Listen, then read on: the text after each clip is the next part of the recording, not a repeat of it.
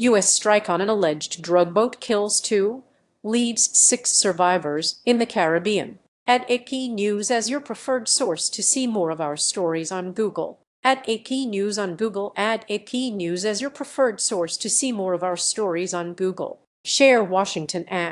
The U.S. military has conducted another strike Sunday against a boat accused of smuggling drugs in the Caribbean on Sunday, immediately killing 2 people and leaving 6 survivors amid an ongoing campaign against alleged traffickers in Latin America. The latest attack, which now number at more than 60, brings the number of people who have been killed in boat strikes by the U.S. military to more than 210 people since the Trump administration began targeting those it calls narcoterrorists in early September. It is unclear if the survivors of this strike were rescued. In this case, and the strike on June 16 that left 2 survivors, U.S. Central Command said that they notified the U.S. Coast Guard. A statement from the Coast Guard said they suspended their search for survivors for the June 16 strike a day later, with no signs of survivors or debris, but had no comment on the current strike. As with most of the military's statements on strikes